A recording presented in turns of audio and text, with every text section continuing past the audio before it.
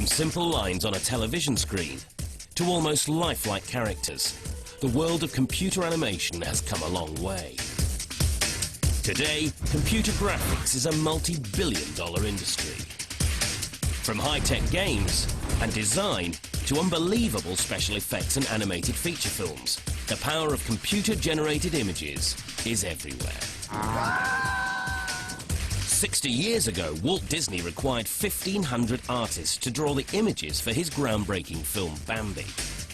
But in the near future, it will be possible for a film like Shrek to be created by one single animator. We will go on a journey that began with men in white coats in science laboratories and went all the way to the glitz and glamour of Hollywood. Thank you very much. I'm here till Thursday. Resulting in the most stunning images the world has ever seen. The origins of computer graphics began in the 1950s, at the height of the Cold War. The boffins at the Massachusetts Institute of Technology, or MIT, had developed a computer which they lovingly nicknamed Whirlwind. Not exactly a laptop, this number-crunching monster was created to help the US Navy to calculate the trajectory of its rockets. In 1952, this was a massive breakthrough and catapulted the computer into our world. Today, we almost take the power of computers for granted. But without them, we would not have the amazing images we see every day on our televisions, games consoles, or cinema screens. In 1963, when the mathematicians at MIT came up with a radical new concept that later would become known as interactivity. John, we're going to show you a man actually talking to a computer in a way far different than it's ever been possible to do before. The groundbreaking program was called Sketchpad and was developed as a design tool. If the designer needs a bracket, he makes a rough drawing and then instructs the computer which of the lines should be horizontal and which vertical. The computer obeys the instructions and makes a neat-looking bracket. From a basic sketch, the computer followed a set of rules and figured out the rest of the drawing itself. In the 1960s, the automotive industry developed their own programs which were capable of drawing much more sophisticated designs. Then, in 1976, there was another technological milestone, making the computer drawings three-dimensional. The vital tools for creating 3D images with a computer were now in place. It was now up to the artists and filmmakers to discover them. In the 1960s, bored programmers realized that they could create bizarre images with their computers. Experimenters in visual perception are using computers to create weird, random patterns that never occur in real life.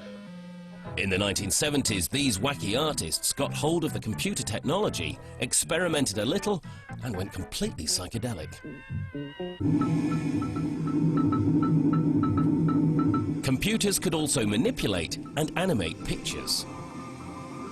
A computer can be instructed to produce motion pictures. This film has been made from a selection of scenes to illustrate some of the distinctive advantages of computer animation. This had enormous advantages over traditional cell animation, which was painstakingly slow, because every single frame had to be drawn by hand. Here are 3 of the 5 keyframes used in each cycle of the walk. In Canada, a computer program was devised that could fill in the frames between the keyframes. This revolutionized animation. And in 1974, this program was used to create the first computer-animated short film, Hunger, which was nominated for an Oscar.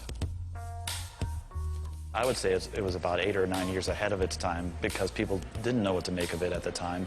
Computer animation had never heard of a thing called morphing before. You know, nothing like that had ever been seen or done before. You know, this was, 2 decades before, computer animation really started to take off. Years ago, it would have been totally impossible. In the mid-1970s, before the dawn of the microchip, computers are still the size of houses. And men at the cutting edge of technology are still working on 2-dimensional line drawings. But the evolution of computer graphics is about to take a giant leap forward. In a laboratory, an extraordinary engineering feat is taking place. At the University of Utah, scientists were determined to find a way to recreate a simple object in a computer that was not only three-dimensional, but would also look totally real. The object they chose was a teapot.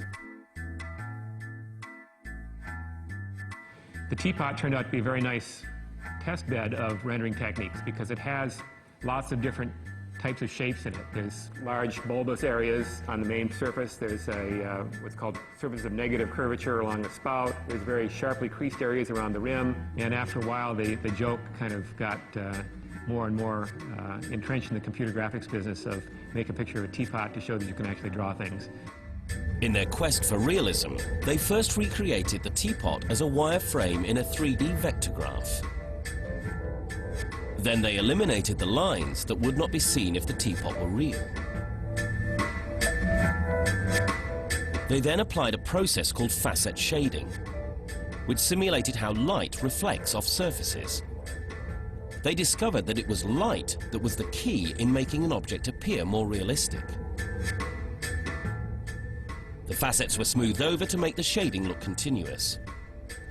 Next, the computer simulates the highlights, figuring out where they should show up and how bright they should be, knowing where the light source was. Then the team developed texture mapping, changing the color from one spot to another on the object. They realized that once you can change the color, you can also change the texture by using light. With bump mapping, you simulate dents and bumps on the surface. And finally, even multiple reflections on the object can be simulated.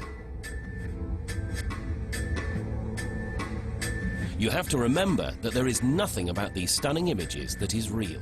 They only exist in the computer as a sophisticated mathematical algorithm to create an image which is almost indistinguishable from the real thing. The possibilities were endless.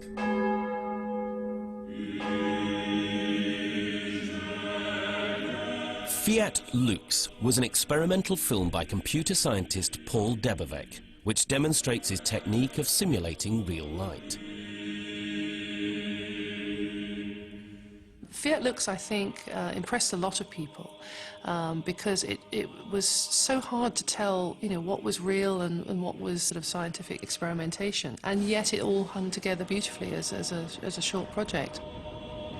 It's just the most beautiful piece of filmmaking. It's just a very, very satisfying work of art.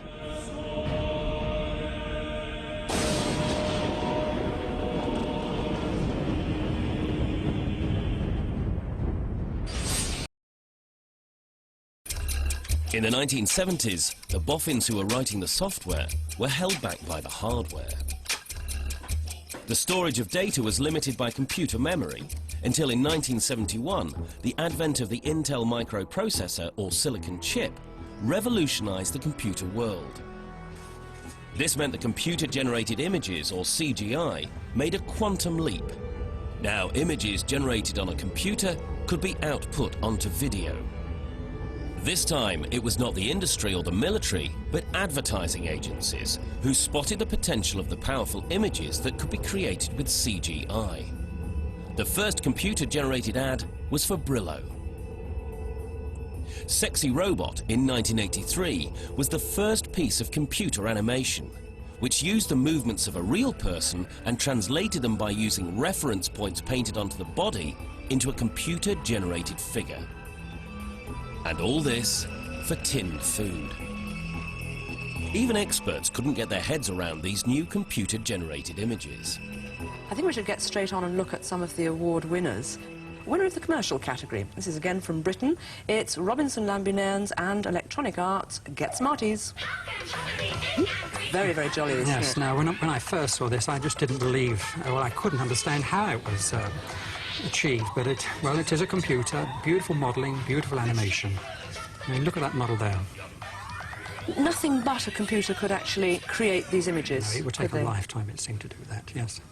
The next generation of commercials directors realized that they could marry computer-generated images with real life and create an imaginary yet lifelike world. Filming an actor in front of a neutral green screen allows his shape to be cut out and placed on any real or computer-generated background, or in this case, a combination of both.